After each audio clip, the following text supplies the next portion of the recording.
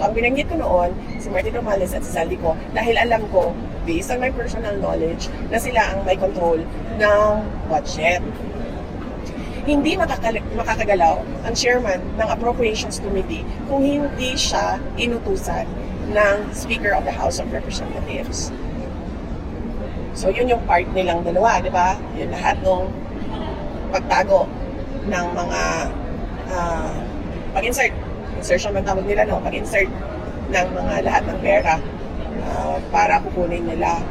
At yun, nagagawa nila yun, kung hindi man sa GAP, doon sa BICAM. Kasi nadaan pa niyan ng Senado may negosasyon pa doon sa Senado. So ang final document niyan ay nandoon sa GAP. Tapos hindi ko na kailangan sabihin na kasali yung Pangulo dyan. Kasi kitang-kita naman natin, kanino bang pirma? Sasabihin na naman niya, hindi niya pirma yung nandoon sa GAP. Hindi. Ako yan. Hindi si Ferdinand Marcos Jr. ang pumirma dyan. Ang ebidensya ng kanyang participation is yung pirma niya sa GAA. Wala nang ibang kailangan na evidence ng participation ng President dyan. Dahil siya yung nag-submit ng NEP, nakita niya kung anong ginawa ng Congress doon sa NEP. Sa budget niya yun budget yun ng administration kasi siya yung nag-submit noon. Nakita niya kung ano yung ginawa ng Congress doon. Pero pinirmahan pa rin niya.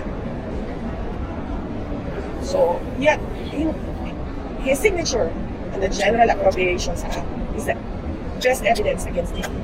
Accountable siya because he allowed the insertions. So that is a culpable violation of the Constitution. Refusal to take a drug test, that is betrayal of public trust. Allowing the ICC to enter the Republic of the Philippines is culpable violation of the Constitution. So that is against our national sovereignty. Ang dami ng impeachable offenses ni Ferdinand Marcos Jr. Of course not.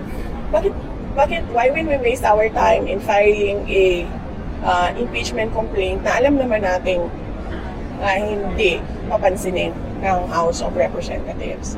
Diba? So may mga grupong makausap sa'yo, na sila yung mag-iitan sa House,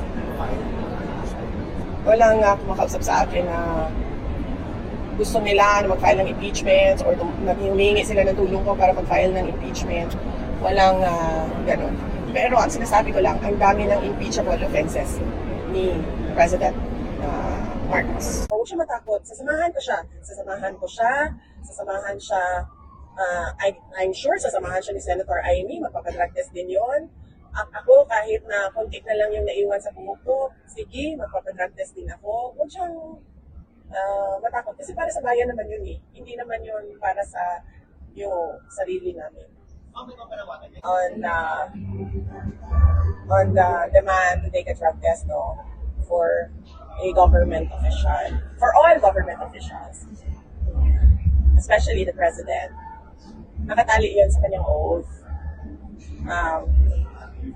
When he took the oath as President, he said there that I consecrate myself to the service of the nation.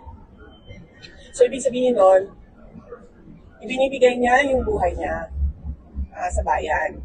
So ibig sabihin nun, ang nagmamayari ng buhay niya ngayon ay ang taong bayan.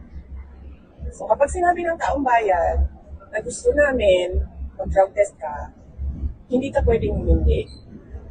As President, as Vice President, hindi ka pwedeng humindi.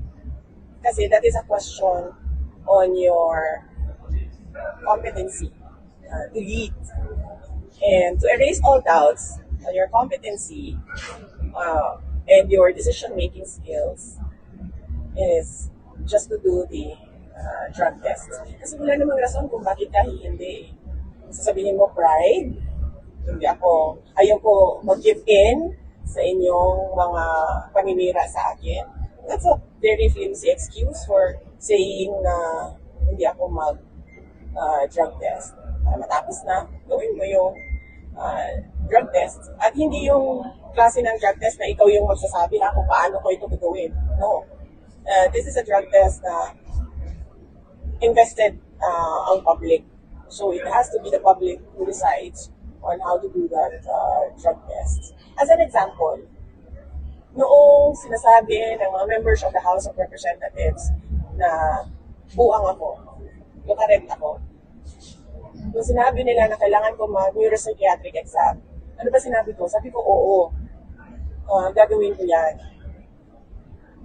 Tapos nung sinabi ko, oo, gagawin ko yan, wala na silang sagot, diba? Tumahimik na sila. So I was waiting for them to set up the House of Representatives for me to take that neuropsychiatric exam para masagot na. Hindi pwede humindi ang President and Vice President sa drug test.